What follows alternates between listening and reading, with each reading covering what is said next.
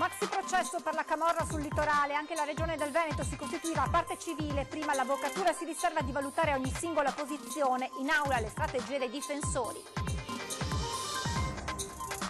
Stuprata la notte di Natale, la denuncia di una giovane studentessa padovana che si è risvegliata sotto un ponte in centro storico, indaga la squadra mobile. Il caso della ragazzina rom di Cittadella incinta a 13 anni, il marito della minorenne, un 36enne, è a processo. Il pubblico ministero ha chiesto per lui una condanna a 4 anni di carcere. Vasto incendio ieri sera a Rosale, porte di Bassano del Grappa, completamente distrutto dalle fiamme un ristorante e pizzeria. Carabinieri e vigili del fuoco non escludono la pista dolosa. Tagli agli enti locali, il presidente della provincia di Vicenza Rucco chiama a raccolta i sindaci vicentini, le istanze dei primi cittadini saranno presentate al prefetto Signoriello e al sottosegretario Variati. Da Vicenza ad Aviano, sedi delle basi USA più importanti del nord-est, clima tra attesa e incertezza per l'escalation della guerra USA-Iran. Il modello di lavoro che il primo ministro finlandese risultava aver lanciato, salvo poi smentire tutto, nella Marca c'è già. L'apripista ben 6 anni fa, un'azienda di Mosnigo di Moriago, e gli affari vanno a gonfie vele. Buongiorno e ben ritrovati con la prima edizione dei telegiornali di Antenna 3. In primo piano il maxi processo per la camorra sul litorale veneto, anche la regione si costituirà parte civile, lo farà nelle prossime udienze, ma prima l'avvocatura si riserva di valutare ogni singola posizione. Anche la Regione del Veneto si costituirà parte civile nel maxi processo contro la camorra, ma prima attraverso la propria avvocatura vaglierà ogni singolo capo di imputazione, ogni singola posizione. Dietro quindi alla mancata costituzione nel primo giorno di udienza preliminare da parte di Palazzo Balbi c'è una strategia, quella di indirizzare le proprie energie processuali nei confronti dei soggetti che maggiormente hanno provocato un danno d'immagine e istituzionale alla città di Eraclea e all'intera costa, da Caorle a Jesolo. Questo vale anche nei confronti dell'ex sindaco eracleense Mirko Mestre, che ha chiesto il giudizio immediato, e che sia il tempo della strategia processuale lo affermano anche i tanti legali che hanno affollato l'aula bunker di Mestre, dove non si assisteva a scene del genere dai tempi di Felicetto Maniero. 76 gli indagati da Eraclea, Venezia, Caserta, ma anche da Padova e Treviso. Che la situazione sia fluida lo confermano gli stessi difensori, in questo caso l'avvocato Jacopo Stefani, legale di Giacomo Fabozzi, una delle posizioni più delicate. È ancora tutto in itinere e la valutazione verrà fatta all'esito di quest'udienza. Altrettanto delicata la posizione del sandonatese Samuele Faè, accusato di concorso. Adesso valutiamo qual è la posizione del GUP anche rispetto alle indagini ulteriori di cui è stata depositata documentazione solo venerdì, dopodiché valuteremo. Ma c'è anche chi ha già le idee chiare, come nel caso dell'avvocato Enrico Tognetti, che difende un italiano e 2 stranieri, accusati anche di cessione di armi e droga, entrambi al momento irreperibili. Non ci saranno richieste di vita alternativi per nessuno dei 3 assistiti. Per quanto riguarda il soggetto italiano, penso che potrà essere chiarita la sua posizione. Stuprata la notte di Natale, quanto ha denunciato una studentessa padovana che si è risvegliata sotto un ponte in centro storico. Sul caso indaga ora la squadra mobile. Ha aspettato qualche giorno, sotto shock si è tenuta dentro tutto, poi non ce l'ha più fatta e ha denunciato lo stupro. Protagonista una 21enne padovana che ha raccontato di essere stata violentata sotto un ponte in città mentre stava tornando a casa dopo una cena alla vigilia di Natale. La studentessa ricorda di essersi svegliata il giorno di Natale mezza nuda sotto il ponte di San Giovanni in pieno centro storico. La sera prima era stata in un locale del ghetto con degli amici e aveva bevuto qualche bicchiere di vino e 2 amari. Poi il blackout fino al risveglio sotto il ponte. Sopra di lei uno sconosciuto che ha descritto con carnagione olivastra, capelli brizzolati sui 40-50 anni. L'uomo si è subito allontanato lasciandola sola. La ragazza, secondo il suo racconto, si sarebbe rivestita e tornata a casa. Solo un paio di giorni dopo si è sfogata con la madre, che l'ha subito portata in ospedale. Riferita a violenza sessuale, scrivono i medici sul referto, prognosi 30 giorni. Nel frattempo il caso è nelle mani della squadra mobile di Padova, che dovrà visionare le telecamere di sorveglianza della zona e che ha già effettuato alcuni sopralluoghi sul luogo del presunto abuso sessuale. In queste ore sono stati ascoltati anche gli amici che hanno trascorso la serata con la 21enne, anche se lei esclude che il violentatore sia un conoscente. Nel frattempo la ragazza, che studia all'estero, è ripartita. Ha fatto discutere il caso della tredicenne rom incinta. Il 36enne marito della minore è a processo. Il pubblico ministero ha chiesto per lui una condanna a 4 anni di carcere. È accusato di rapporti sessuali con una minorenne, per questo il pubblico ministero di Padova Marco Brusegan ha chiesto la condanna a una pena di 4 anni per un 36enne trevigiano appartenente alla comunità Sinti e legato ad una ragazzina di 13 anni, anche lei rom, residente con la famiglia tra Cittadella e Rosà. La minorenne ha partorito a novembre una bambina, entrambe sono state affidate allo staff di una casa famiglia e a breve il Tribunale dei minori di Venezia si esprimerà anche sulla patria potestà dei genitori dell'adolescente che l'avevano data in sposa al 36enne. Il legame tra i due, da quanto ricostruito, riguarda un rito Sinti che non ha valore per la legge italiana, un'unione che l'uomo ha più volte rivendicato, anche opponendosi all'allontanamento impostogli dai carabinieri di Cittadella che hanno condotto le indagini. A far scattare la denuncia erano stati i servizi sociali di Padova, allertati dai medici del reparto di ginecologia dell'ospedale. La ragazzina è stata allontanata sia dalla famiglia di origine che dall'uomo. La sentenza ora è attesa per il 12 febbraio. Lo ricorderete l'incidente lo scorso giugno a Povegliano nel Trevigiano dove morì una 62enne. Ebbene, per il perito della procura il 22enne indagato per quella morte non causò volontariamente il frontale come aveva ipotizzato l'ex fidanzata. La perizia sull'incidente che lo scorso 7 giugno provocò la morte a Povegliano della 62enne Giuseppina Lobrutto non ha confermato che il giovane al volante dell'auto con cui si era scontrata frontalmente la vettura della donna abbia compiuto volontariamente la brusca sterzata che ha causato lo schianto. Esame cinematico e dinamico del sinistro non hanno fatto emergere elementi tecnici sufficienti a provare che il giovane, il 22enne di Quinto, Cristian Barzan, abbia provocato consapevolmente il frontale. Ipotesi che l'ex fidanzata Giorgia Biglieri aveva avanzato, sostenendo che il ragazzo con quella manovra voleva uccidere lei e se stesso dopo averle usato violenza. Una serie di accuse, tra cui quest'ultima, erano cadute con l'andare delle settimane, non quelle di omicidio volontario e tentato omicidio legate strettamente alla condotta al volante, ma ora queste ipotesi di reato sono destinate a essere derubricate dal momento che per il perito nominato dalla procura, l'ingegnere Enrico Bellomo, non ci fu volontarietà, ma solo, se così si può dire, oltre all'alta velocità, una ventata e distratta condotta di guida. Restiamo nel Trevigiano perché i carabinieri di Vittorio Veneto hanno identificato, grazie alle immagini delle telecamere di videosorveglianza e ai testimoni presenti in zona, l'automobilista che la mattina del 7 gennaio aveva investito un 63enne poi allontanandosi senza prestargli soccorso. Si tratta di un 79enne della zona che ha detto ai militari di non essersi accorto di nulla. L'uomo è stato denunciato per lesioni e omissione di soccorso. Invece la polizia locale di Treviso continua a cercare il pirata che ieri pomeriggio ha investito un'anziana lungo il Put. Stiamo ancora indagando perché non siamo riusciti a reperire attraverso le immagini della videosorveglianza qualche elemento per individuare il veicolo. E caccia all'automobilista che nel pomeriggio di mercoledì intorno alle 15 ha investito un 80enne lungo il Put all'altezza dell'attraversamento pedonale di Varco Manzoni, allontanandosi dal luogo dell'incidente senza prestare soccorso all'anziana. È stata proprio una pattuglia della polizia locale di Treviso ad aiutare la donna, poi trasportata al Caffoncello. Fortunatamente non è in pericolo di vita.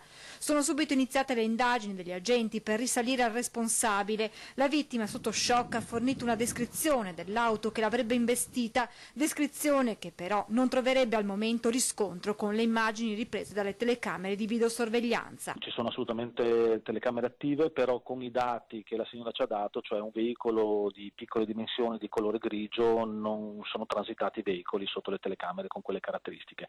Quindi attualmente abbiamo dei dubbi sul fatto che effettivamente fosse quello il colore. Fondamentale per chiudere le indagini a questo punto potrebbero essere le testimonianze di chi era presente sul luogo dell'incidente. Dal comandante Gallo un appello. Se ci dovessero essere dei testimoni che hanno appunto assistito a questo investimento, che si facciano più presto vivi con il comando di polizia locale. Mi permetto anche di dare il numero, lo 0422 191 5555, perché le loro testimonianze possono essere assolutamente fondamentali.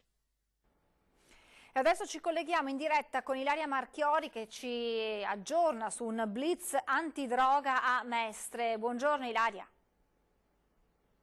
Buongiorno da Mestre. Ieri in tarda serata i carabinieri hanno arrestato in flagranza per detenzione di stupefacenti ai fini di spaccio una coppia domiciliata a Mestre. Lei italiana di 35 anni, lui tunisino di 32, entrambi già conosciuti alle forze dell'ordine per i loro precedenti penali. I militari monitoravano i loro movimenti da giorni nella zona del Terraglio favorita del centro di Mestre, in particolare nel quartiere di Via Piave, riuscendo ad individuare la loro base, ovvero un appartamento al primo piano di Via Gioberti. E così ieri sera è scattato il blitz. All'interno sono stati rinvenuti, anche grazie all'aiuto delle unità cinofile della Polizia Locale di Venezia, al fiuto dei cani antidroga, oltre un etto di eroina confezionati in 2 sassi conservati in una cassettiera polverosa. I militari hanno sequestrato anche il materiale necessario al confezionamento delle dosi e quasi 1.500 euro, segno della fiorente attività di spaccio in corso. A quel punto il pusher straniero è stato portato nel carcere di Santa Maria Maggiore, mentre la donna è stata posta agli arresti domiciliari nella sua abitazione di Mogliano su disposizione dell'autorità giudiziaria. Da Mestre è tutto, restituisco la linea allo studio. La madre aveva tenuto il cadavere del figlio disabile morto da mesi in casa, il corpo mummificato, e aveva ritirato la sua pensione di 900 euro ogni mese. Oggi la donna è stata denunciata dalla squadra mobile di Treviso a conclusione degli accertamenti per truffa ai danni dello Stato e occultamento di cadavere. Vasto incendio, ci spostiamo in provincia di Vicenza, con un vasto incendio appunto a Rosà, è andato completamente distrutto un ristorante pizzeria, non è esclusa l'origine dolosa. Ecco ciò che resta del ristorante J'adore di Rosà, il locale di via Monsignor Caron è andato completamente distrutto, divorato dalle fiamme che ieri sera si sono propagate velocemente al suo interno, inghiottendo ogni cosa. I muri sono neri, le vetrate scoppiate, le sedie, i tavoli, tutto è andato bruciato. Ci sono voluti i vigili del fuoco di Bassano, Cittadella e Vicenza, 14 operatori all'opera per ore per domare il vasto incendio. A dare l'allarme è stato un passante che ha visto il fumo uscire dal locale e proprio a causa del fumo denso un uomo residente nell'appartamento sopra la pizzeria è rimasto intossicato ed è stato portato in ospedale. Questa mattina la situazione è spettrale, i vigili del fuoco e i carabinieri sono al lavoro per fare chiarezza sulle cause del rogo. Stiamo verificando le cause che hanno determinato poi questo incendio che, come vedete, ha devastato questo locale. Non è escluso il dolo? Non possiamo assolutamente escluderlo, stiamo investigando ovviamente senza tralasciare alcun indizio, vediamo dove arriviamo con le indagini. Il locale era chiuso in questi giorni? Sì, era chiuso, dovevano effettuare dei lavori ed era comunque prevista una riapertura imminente. Come potete vedere alle mie spalle, anche questa mattina ci sono i vigili del fuoco all'interno del locale J'adore qui a Rosà. Stanno cercando il punto d'origine del vasto incendio che ieri sera ha completamente distrutto il locale. I danni sono ingentissimi. I 3 gestori del ristorante J'adore, che come detto in questi giorni era chiuso per dei lavori di sistemazione dell'impianto di riscaldamento, sono disperati per quanto accaduto. I gestori ovviamente sono disperati per questo incendio e insomma stanno cercando di capire anche loro che cosa è successo. Ci vorrà del tempo per capire, per far luce sulle cause di questo terribile incendio. La politica con il taglio agli enti locali. Oggi il presidente della provincia di Vicenza Rucco ha convocato i sindaci del Vicentino per raccogliere le loro istanze da presentare domani al prefetto e al sottosegretario. Ci aggiorna in diretta Gabriella Basso. Buongiorno. Buongiorno da Vicenza, dove oggi il presidente della provincia, nonché il sindaco del capoluogo Francesco Rucco, ha chiamato a raccolta i sindaci del Vicentino, i quali hanno risposto numerosi, una sessantina i primi cittadini presenti su 104, compresi alcuni delegati. Il tema, manco a dirlo, sono i tagli agli enti locali, 97 i comuni nel Vicentino colpiti dalla scure governativa, Valdagno quello più penalizzato, tagli, concorsi messi in stand-by per un decreto Stato città, nuove regole sui segretari generali, molte molta la carne al fuoco. L'incontro, nelle intenzioni di fare massa critica, stilare un documento unitario con le richieste dei sindaci, documento che domani sarà portato da una delegazione di un massimo di 20-25 sindaci al prefetto di Vicenza, Vincenzo Signoriello, e al sottosegretario Achille Variati. Da Vicenza è tutto, la linea può tornare allo studio. Grazie Gabriella Basso, restiamo a Vicenza con la base americana blindata, è alto il livello di attenzione e non manca la preoccupazione in città, la crisi internazionale tra Stati Uniti e Iran mette a rischio anche l'economia. Missili contro le basi USA in Iraq, la risposta iraniana all'uccisione del generale Soleimani non si è fatta attendere. Le guardie della rivoluzione islamica fanno sapere che è iniziata la vendetta, un monito, un presagio di nuovi attacchi ed invitano a ritirare le forze. Intanto sale il livello di guardia attorno alla base americana a Vicenza che già nei giorni scorsi, dopo l'uccisione del generale, avevano visto partire e di fatto schierare nei territori di guerra alcuni contingenti. Il rischio di un'escalation della tensione è nell'aria, anche se al momento tutto sembra concentrarsi al di là del Mediterraneo, ma la preoccupazione è palpabile. Inevitabile che un po' di tensione ci sia, siamo sicuri che gli americani con le forze dell'ordine italiane stiano lavorando per garantire la massima sicurezza in città e ci sono anche, penso, delle riunioni a brevissimo in queste ore proprio per coordinarsi da questo punto di vista. All'esterno della caserma Ederle tutto sembra continuare come se nulla fosse, mentre si definiscono piani e strategie che porteranno probabilmente alla partenza di altri uomini e alla definizione ancora più stretta della sorveglianza su siti sensibili. Una tensione, quella tra Stati Uniti ed Iran, che apre anche ad un difficile scenario economico per le nostre aziende, con il prezzo del petrolio che schizza alle stelle e i mercati in picchiata. Il Medio Oriente è un'area importante anche per l'economia vicentina, bisogna sicuramente fare in modo che l'Unione Europea si attivi anche per calmierare la situazione, aiutare e contribuire a calmierare la situazione, anche perché ci sono dei risvolti economici, non solo appunto di sicurezza effettivamente. Clima non certo diverso ad Aviano, dove si trova la più importante base americana del nord-est. Il vento di guerra del Medio Oriente soffia anche nella base statunitense più importante del Mediterraneo.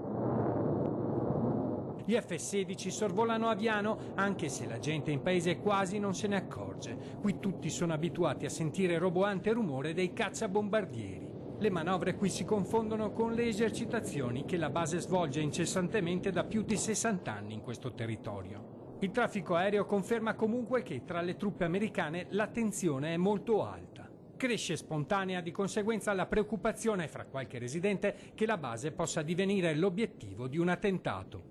Questo è poco ma sicuro. È per quello magari che si scatena un po' di timore, di paura. Credo. Anche un cittadino americano è moderatamente preoccupato. Non è bella la situazione, chiaramente l'Iran ha lanciato dei missili ieri notte in Iraq, questo non è un bel segno. C'è pericolo secondo lei che la base di Aviano sia oggetto di attentati o... Non avrei idea, però non si sa mai nel mondo di oggi. Per la maggioranza dei cittadini di Aviano però c'è da stare tranquilli. Dall'Iran fin qua noi viene. E terrorismo? Ma che terrorismo? Avremo più poliziotti carabinieri qua che no a Roma. Non credo ci siano pericoli. Fino adesso non è mai successo niente. Secondo lei si sono rafforzati i controlli in questo periodo? No, è sempre la solita routine. Per il sindaco di Aviano, Ilario De Marco Zompit, la situazione è sotto controllo ma di relativa tranquillità. Sembra che sia tutto normale, è evidente però che la situazione internazionale pone sicuramente degli innalzamenti dei livelli di sicurezza, no? Cosa auspica lei, sindaco? Si eviti di ricorrere alle armi. Bisogna assolutamente interrompere senza perdere tempo questa escalation di morte e ritorsioni finché siamo in tempo, secondo Don Franco, sacerdote di Aviano. È una polveriera che si è accesa, nessun tipo di guerra è mai giustificabile, nessuna uccisione è mai giustificabile. Se andiamo avanti qui ci roviniamo, c'è un mondo di pace, di fraternità, di convivenza. Esatto, e di stare calmi, tutti devono stare calmi, siano gli americani, siano gli iracheni. È il momento di fermarci per una brevissima pausa pubblicitaria, tra poco.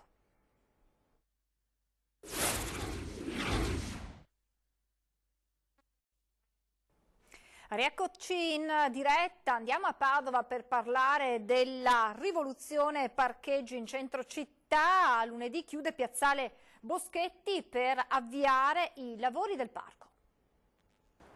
Da lunedì chiude il parcheggio di Piazzale Boschetti in centro a Padova e inizieranno così i lavori per rendere l'area un parco verde collegato con i giardini dell'Arena. 250 posti auto in meno che però l'amministrazione comunale ha compensato con i 300 ricavati dall'area ex IFIP accanto alla Chiesa della Pace e con i 250 della Prandina. Piazzale Boschetti, un tempo storica stazione delle corriere che arrivavano dalla provincia, da anni era diventato un parcheggio gestito da APS Holding. Poi il progetto iniziato dalla Giunta Bitonci per farlo diventare un polmone verde in centro città. Il futuro parco dovrebbe essere intitolato a Tito Livio e la Giunta Giordani, che porterà avanti i lavori, ha pensato anche ad una passeggiata accanto alle mura e ad un attracco fluviale sul Piovego. I lavori inizieranno lunedì, si comincia con la rimozione dell'asfalto, resta invece l'incognita sulle palazzine Liberty di proprietà della provincia e tutelate da un vincolo della soprintendenza. Il modello di lavoro che il primo ministro finlandese risultava aver lanciato, salvo poi smentire tutto, ovvero quello della settimana di 4 giorni, ebbene nella Marca esiste già. Lo attua da tempo un'azienda di Mosnigo, di Moriago della Battaglia, che tra l'altro dà lavoro a quasi tutte donne. Vera o no, la proposta attribuita alla premier finlandese Sanna Marin di ridurre la settimana lavorativa a 4 giorni da 6 ore ciascuno, idea che da più di qualcuno è stata bollata come inattuabile e insostenibile in Italia, a Mosnigo di Moriago c'è chi la mette in pratica da tempo. È Paolo Bortolini, imprenditore di 67 anni, titolare di un'azienda che dal 77 realizza prodotti in lamiera. Mi sono sentito quasi in dovere di rispondere in questi termini. Noi lo stiamo facendo, lo abbiamo fatto, abbiamo cominciato gradualmente circa 6 anni fa e da 4 anni lavoriamo 4 giorni alla settimana con tutti i dipendenti a part-time, perché la nostra filosofia ritiene che sia ora, ormai da anni, che cominciamo a pensare di lavorare meno e avere più tempo libero e una vita più sana e più tranquilla.